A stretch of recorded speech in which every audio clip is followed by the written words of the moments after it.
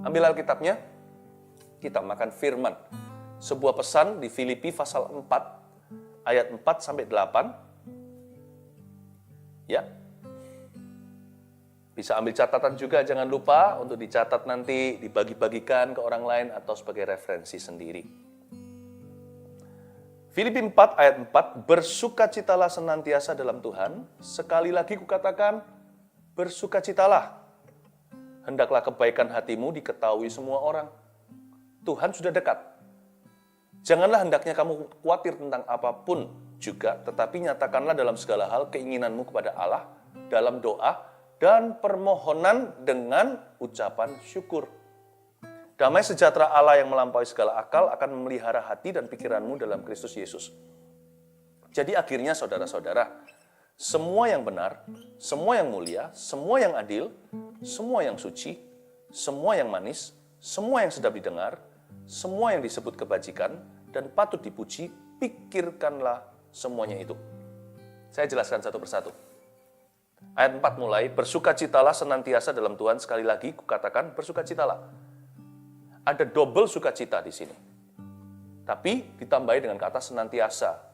Jadi harus komitmen, sukacita itu nggak boleh putus-putus. Bergembira dalam Tuhan itu harus disengaja, karena ada banyak hal di dunia ini dan dalam kehidupan kita yang jika diberi kuasa bisa mencuri sukacita kita.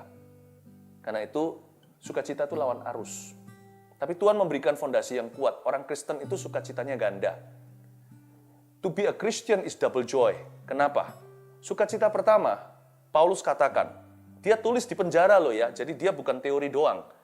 Dia menulis ayat-ayat ini, surat ini kepada gereja Filipi, ketika dipasung tangan dan kaki, mungkin dia bisa dilepas sebentar untuk tulis surat.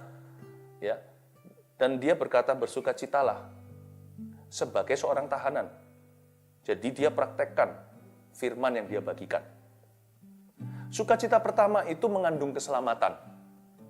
Apapun yang terjadi dalam hidupku, ku selalu berkata Tuhan itu baik seperti lagu yang kita nyanyikan tadi.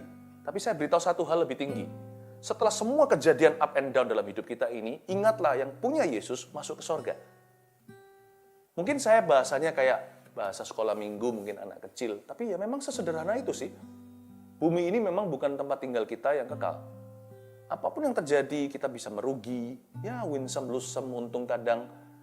Juga kadang-kadang kehilangan sesuatu. Intinya, semua ini sementara. Penderitaan kita yang kita alami di dunia ini hanya sebentar saja. Demikian pula kemuliaannya cepat layu, yang namanya glory manusia.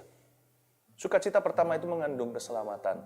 Ingat loh, Bapak Ibu Saudara, semua yang mendengarkan saat ini, ingatlah bahwa masih ada sorga. Karena itu janganlah cari harta di dunia. Carilah perkara-perkara yang kekal. Dan itu tersedia tiap hari, minta hikmat Tuhan. Sukacita yang kedua, karena kekristenan itu kan double sukacita, double gembira. Sukacita kedua mengandung pengharapan. Bukan keselamatan saja, tapi pengharapan. Nah itu tadi, apapun yang terjadi di dalam hidupku, selalu ku berkata Tuhan Yesus baik. Karena pasti ada kebaikan Tuhan dalam segala hal yang kita alami. Kenapa? Karena Tuhan kita itu baik. Jadi Tuhan nggak bisa jadi nggak baik. Jadi apa yang menjadi pengharapan kita? Apapun terjadi di hidupku, Tuhan itu baik. Karena Tuhan baik, pasti ada sesuatu yang baik bagiku melalui kejadian-kejadian dalam hidupku. Dan dikatakan di ayat 5, hendaklah kebaikan hatimu diketahui semua orang. Tuhan sudah dekat. Kebaikan hati harus diketahui semua orang. Orang yang baik hati itu ada dua sifat. Yang satu, hatinya seimbang. Orang yang baik hati itu balance hidupnya. Ya, apa itu moderasi hati? Bagaimana memiliki sikap hati yang moderat? Kalau kita mengalami masalah, nggak usah dibesar-besarkan. Seolah-olah seluruh neraka sedang memburu kita. Mungkin cuma 1/4 neraka, tapi orang merasa dia paling malang. Janganlah merasa lebih berat daripada patutnya. Memang masalah setiap problema ketika diizinkan, itu tidak enak dan tidak nyaman. Tetapi jangan merasa menjadi orang yang paling susah di seluruh dunia, lalu mengasihani diri sendiri, ke kanan kiri selalu berkata, pray for me, pray for me. Boleh sih, saya sendiri minta untuk didoakan. Don't forget to pray for me. By the way, doakan kami ya. Tidak mudah jadi hamba Tuhan. Tapi kan saya tidak selalu pergi kemana-mana berkata, doakan saya ya. Karena saya tidak mau kemana-mana dengan hati yang ekstrim. Saya mau jadi orang yang baik. Orang yang baik itu seimbang. Dia tidak merasa paling malang. Tapi dia juga tidak merasa dia yang paling hoki atau paling beruntung jikalau dia mendapat keuntungan. Karena itu orang yang hari ini mujur nasibnya, jangan lengah. Nanti seperti kelinci yang tinggal kura-kura sampai ke garis akhirnya. Tetap harus berusaha, tetap harus berupaya. Itu orang yang baik. Hendaklah kebaikanmu diketahui semua orang. Tapi orang baik juga orang yang selalu berniat melayani orang lain. Jadi sekarang ini pelayanan-pelayanan di gereja sementara kan jadi minimal sekali atau banyak dipending atau dihentikan dulu. Tetapi bukan berarti roh melayani berhenti. Kita harus cari-cari orang yang baik hati selalu melayani. Ada nggak ada pelayanan? Pelayanan itu roh soalnya. Pelayanan itu hati. Cari-cari. Layani orang-orang dan dikatakan biarkan kebaikan hatimu diketahui semua orang. Jadi sekarang ini kesempatannya. Saya sendiri merasakannya. Kalau kita lagi sibuk, rodanya berputar cepat sekali, kita hanya melayani orang-orang itu saja. Karena kita sehari-hari ketemu dengan orang-orang kantor. Orang-orang yang sudah fix atau yang sudah tetap. Tapi sekarang loh, kita banyak waktu, jadi kita bisa berpikir siapa ya yang selama ini saya abaikan atau yang belum saya kuatkan. Atau mungkin ada nama-nama yang selama ini terlewatkan untuk saya doakan atau tidak cukup waktu untuk menyebut mereka di dalam doa saya. Kebaikan hatimu diketahui semua orang, garis bawahi kata semua. Pasti ada orang-orang tertentu yang selama ini terlewatkan. Masa sabat seperti ini atau selah membuat kita bisa lengkap, bisa mencakup semua orang. Nah, mulailah terlibat dalam kehidupan orang lain dengan cara bukan kepo rohani. Bukan kepo maksudnya. Mulailah terlibat dalam kehidupan orang lain melalui beban yang murni bagi kehidupan mereka. Pasti ada orang yang telah Anda lewatkan selama bertahun-tahun ini. Nah, orang-orang itu coba minta sama Roh Kudus munculkan nama-nama orang tertentu, what you should do. Mungkin Anda bisa lakukan sesuatu yang beneficial atau berguna untuk mereka, terutama orang-orang yang sudah ada di rumah Anda sehari-hari ini. Ya. Ayat yang ke-6, janganlah hendaknya kamu khawatir tentang apapun juga. Tapi nyatakanlah dalam segala hal keinginanmu kepada Allah dalam doa dan permohonan dengan ucapan syukur. Ini sangat indah. Berapa waktu yang lalu waktu IG Live saya sempat mengajarkan jangan khawatir. Kalau kita diberitahu Tuhan jangan khawatir, pasti ada alasannya. Tuhan itu bertanggung jawab. Tapi di sini super indah. Kenapa? Karena Tuhan itu bukan hanya perintahkan kita, tapi Tuhan juga tunjukkan kalau Tuhan suruh kita dari sini ke sana, Tuhan pasti sediakan jalannya. Kalau Tuhan suruh kita mendaki sebuah bukit atau mendaki sebuah gedung saja, pasti ada lift atau tangganya. Tuhan kalau bilang jangan khawatir, ini salurannya. Kalau enggak kan frustrasi, jangan khawatir, ya enak jadi Tuhan, suruh manusia tidak khawatir apa-apa. Karena Tuhan Maha Kuasa, kita ini terbatas adanya. Tapi Tuhan itu adil. Dia berkata jangan khawatir, lalu kasih cara untuk menyalurkan kekhawatiran kita. Yaitu, sampaikanlah dalam segala hal keinginanmu pada Allah dalam doa dan permohonan. Kamu jangan khawatir, tapi jika kamu khawatir, berdoalah. Kalau khawatir, jangan panik, karena panik tidak membantu sehasta. Panik tidak membuat kita lebih dekat pada jawaban yang kita nantikan atau mujizat yang kita minta. Doa malah justru mendekatkan, seolah doa tidak berbuat apa-apa. Doa itu membuka pintu. Dan di sini ada dua macam doa, dalam doa dan permohonan. Dalam doa dan permohonan. Doa, yang pertama kata doa, itu bicara tentang pentingnya membangun mesbah reguler. Ada nggak ada problema, ada nggak ada masalah, tetap sembahyang. Dalam doa dan permohonan dengan ucapan syukur, dalam doa, itu yang reguler. Pentingnya mesbah teratur. Ya. Yang kedua, permohonan, itu berarti teriakan atau penyahutan. Di sini artinya, ini bicara tentang pentingnya mesbah dadakan. Mesbah mendadak itu penting sekali. Ada waktunya itu doa reguler kita saat teduh katakan udah biasa. Lalu tiba-tiba ada suatu kebutuhan atau yang sangat mendesak atau ada suatu kejadian yang tidak kita duga, yang kita tidak persiapkan. We're not ready. Disitulah Tuhan mendengarkan kita mau doa di mana saja, nggak harus di ruang doa atau di kamar tidurnya. Di mana saja, di mana ada permohonan, malaikat akan datang untuk membawa doamu kepada Tuhan. Asal dialaskan dengan nama Yesus, itu sampai ke meja Bapa. Itu dia. Dalam doa dan permohonan. Saya sendiri bersyukur berkat terselubung nggak pernah ada IG Live ini, ya.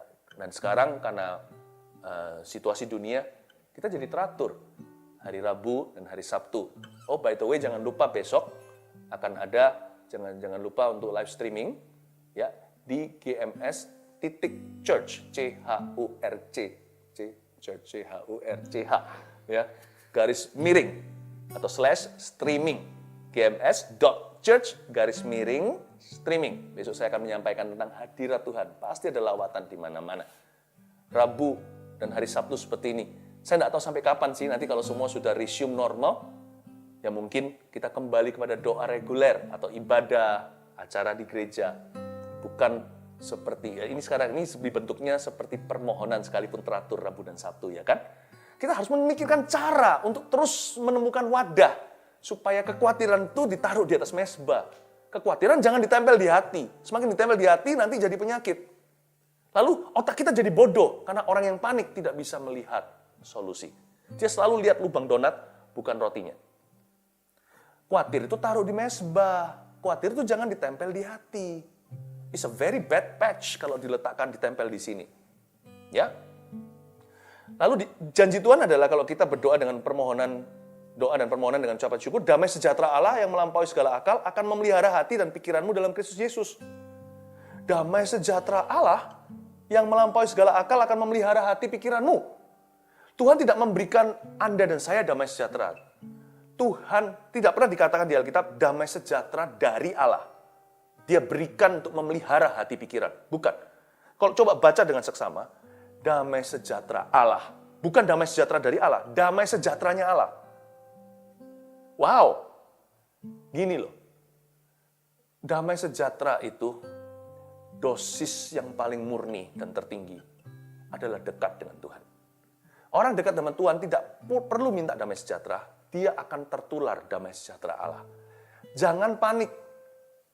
Allah saja tidak panik. Kalau Allah tidak panik, kita jangan panik.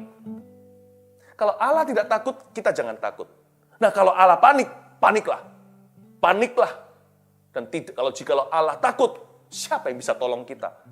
Tapi jikalau Allah yang tidak pernah panik dan takut ini, dia berada di pihak kita, siapakah lawan kita? Adakah perkara mustahil? Tidak ada. Tidak ada. Karena itu jangan fokus ke keadaan. Keadaan itu gonjang-ganjing dan gonta-ganti. Allah kita itu tetap. Dahulu, sekarang, selama-lamanya Yesus tidak berubah. Kuasanya tetap sama. Apalagi kasihnya. Kalau kita memandang pada Tuhan, kita akan berjalan di atas air. Kalau kita merasakan badai taufan, kita akan tenggelam. Pilih hari ini, imanmu berpaut kemana? Saya memilih dalam segala keadaan. Bukan cuma berkata Yesus baik. Saya memilih to believe and not to doubt. Saya memilih untuk yakin, bukan untuk ragu. Karena orang yang yakin akan happy. Orang yang ragu akan stres setengah mati. Ya, itu dia. Saya tidak boleh stres. Kalau saya stres, saya tidak bisa angkat stres orang lain. Anda juga harus berkata pada diri sendiri, saya nggak boleh stres. Saya harus bisa salurkan itu dalam doa. Kalau Anda stres, bagaimana dengan orang-orang yang membutuhkan Anda di kiri kanan Anda? Mari kita kuat dalam kuat kuasa Tuhan dan dalam janji-janji Tuhan. Damai sejahtera Allah akan memelihara hati dan pikiranmu. Apa artinya memelihara hati dan pikiran? Kalau kita mengalami masalah dalam krisis contohnya, damai sejahtera Allah dalam bahasa Inggrisnya will keep us from sinning and sinking. Damai sejahtera Allah akan mencegah kita agar supaya jangan kita berdosa di dalam masalah. Orang dalam problema itu bisa meninggalkan Tuhan. Orang ketika dipepet, ketika dia terhempit, dia bisa berbuat sesuatu yang buruk atau keluar warna asli manusia lamanya. Don't sin under pressure. Damai sejahtera Allah itu memelihara. Damai sejahtera Allah bisa mencegah kita daripada berdosa di dalam masalah dan daripada tenggelam di bawah masalah. Dia bisa mencegah kita berdosa di dalam masalah dan mencegah kita agar kita jangan tenggelam di bawah masalah. Damai sejahtera Allah memelihara. Jadi akhirnya, saudara-saudara, semua yang benar. Tadi kita baca ya, coba sekarang saya go through the list ya. Saya akan jelaskan dengan cepat. Daftar apa saja semua yang patut kita pikirkan. Nah, mari kita berkaca termasuk saya, kita bercermin dengan firman.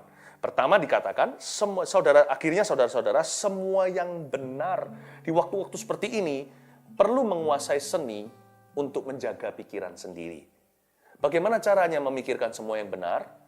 Pagi-pagi hari, bangun tidur, bahkan sebelum mandi, baca firman Tuhan, baca Alkitab dulu.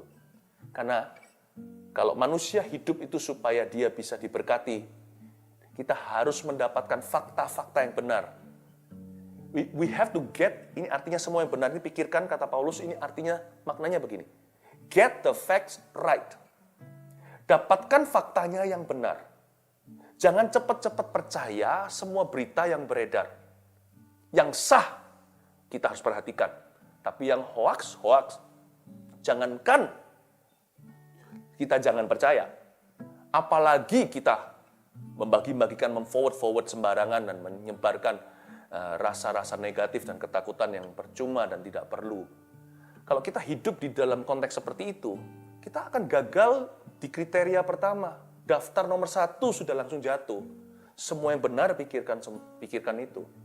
Karena itu cara saya menjaga pikiran pagi hari langsung saya olesi dengan balsam Gilead, dengan firman Allah Alkitab. Supaya saya punya discerning spirit atau roh yang bisa membeda-bedakan mana yang benar, mana yang salah. Bukan hanya kebenaran. Kebenaran itu di bawah fakta. Setelah kebenaran baru fakta. Setelah itu baru berita.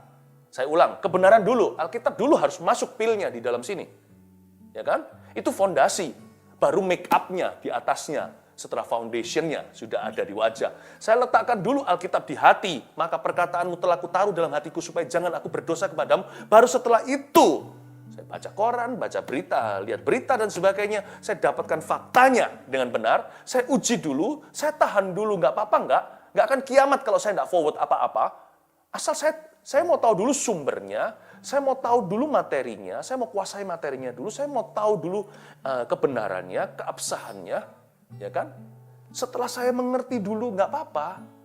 Kita nggak usah merasa menjadi juru selamat yang harus memberitahu semua orang sebelum kita sendiri pasti.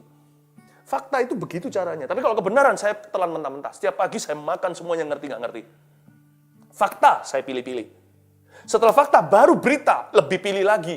Apa yang saya sampaikan, apa yang saya utarakan, dan bagaimana mempengaruhi sikap saya hari ini. Semua yang benar, pikirkan semua itu. Itulah sub-subnya. Itulah lapisannya. Truth, fact, dan news. How about you? How do you guard your mind? Bagaimana Anda menjaga pikiran Anda? Lalu katakan di sini semua yang mulia. Yang mulia di sini bicara tentang pikirkan yang berbobot, terutama yang ada hubungannya dengan tujuan-tujuan Tuhan. Dalam segala perkara selalu tanya, kira-kira tujuan apa? Tujuan Kristus apa ya dalam perkara ini ya? Baik itu perkara positif atau negatif, pikirkan. Tujuannya apa? Semua yang mulia. Selalu otak kita bisa menetaskan maksud-maksud Allah. Itu dia. Lalu, semua yang mulia, semua yang adil. Selalu pikirkan device, plan, strategies, and methods. Selalu di otak kita itu merancangkan cara-cara, metode-metode, strategi yang adil bagi semua orang. Yang bisa memberkati orang lain. Otak kita itu nggak boleh merancangkan kejahatan. Memikirkan yang busuk itu jangan. Otak kita itu harus setiap hari menjadi pabriknya Tuhan untuk menciptakan tool-tool dan instrumen-instrumen untuk memberkati orang lain dan memajukan whatever, apapun pekerjaan tangan kita dengan cara positif dan halal. Lalu semua yang suci pikirkan, bukan semua yang dirty. Ini waktunya. Di masa-masa seperti ini banyak mikir tentang Tuhan. Banyak mikir tentang Tuhan. Tuhan melulu. Karena kenapa? Sekarang ini distraction-nya berkurang. Berkuranglah gangguan. Saya punya seorang teman dulu, orang yang buta. Saya tanya sama dia, I wish you could see. Dia bilang, no. Dia bilang, I see something else that you don't. Karena aku buta, pendengarkanku lebih tajam. Aku lebih bisa menghargai dan lebih bisa mendengar di balik setiap perkataan orang, huruf-huruf kalimat yang dia gunakan. Saya bisa nangkep maksud hatinya. Saya lebih less misunderstanding other people atau tidak. Saya lebih sedikit salah paham dengan orang ini, teman di sekolah Alkitab saya dulu. Waktu saya masih kuliah. Luar biasa. Ternyata di masa-masa gangguan berkurang, surga lebih nyata ya. Tuhan lebih nyata. Kok aneh banyak orang menjadi ateis hari-hari ini? Bukannya malah justru kita harus tahu. Semua nubuatan Tuhan terjadi, akhir zaman ini digenapi. Apa yang dikatakan firman itu satu-satu loh kelihatan tandanya. Sekarang ini hanya simulasi. Lalu semua yang mulia, semua yang manis. Katakan manis. Ya, yang manis. Don't settle for good. Always go for sweet. Terlalu banyak makan gula-gula tidak baik buat badan kita, apalagi kalau ada diabetes. Tapi gula-gula rohani, hal-hal yang manis di telinga, didengar. Oh, itu nggak ada buruknya, tidak ada efek sampingnya. Jangan berhenti sampai jadi orang baik saja. Jadilah orang yang manis. Watch your attitude. Perhatikan sikapmu setiap hari. Bagaimana ngomong dengan orang, dengan keluarganya. Bagaimana bicara, menyampaikan maksud hati Anda. Pikirkan cara-cara yang manis. Ya, biasanya restoran atau hotel atau apa, pokoknya yang namanya bisnis yang berkecimpung dalam dunia service atau layanan. Mereka akan berlomba-lomba dapatkan pelanggan dengan cara meningkatkan pelayanan mereka dari 3 bintang jadi bintang 5, bintang 6, bintang 7. Sekarang waktunya semua toko, semua restoran seperti ini banyak yang tidak buka, hotel juga terbatas dan sebagainya. Sekarang waktunya you provide what the world around you needs. Apa yang dunia sekeliling kita. Orang lain bisa merasa dilayani dengan roh yang manis. Perhatikan orang lain. Semua yang sedap didengar, itu dia. Pastikan ucapan kita membuat adem di hati. Apa yang kita katakan, apa yang kita urusi. Hari-hari ini penting sekali. Apapun profesi kita itu, kita membawa adem dan sejuk di hati orang lain. Saya sih berdoa sih, IG Live, streaming kita, online service kita semuanya itu membawa adem, membawa sejuk di dalam hati. Membawa sejuk di dada, itu saja. Itu yang namanya penghiburan dari Tuhan. Semua yang sedap didengar, pikirkan semuanya itu, bahkan katakanlah kepada sesamamu. Jadilah kulkasnya Tuhan di tengah-tengah gurun Sahara dunia. Ya, jadilah refrigerator, jadilah coolernya Tuhan Yesus di tengah-tengah dunia yang sedang gersang. Bawalah, di mana Anda ada itu, orang jadi adem, ayem, tentrem. Orang jadi sejuk hatinya. Harus begitu. Ini yang dibutuhkan oleh bumi saat ini.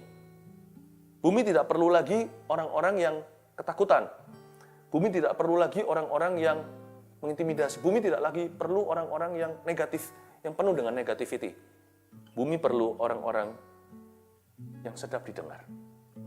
Ya, semua yang disebut kebajikan dan patut dipuji. Apa itu semua yang disebut dengan kebajikan dan patut dipuji? Banyak dengar testimoni.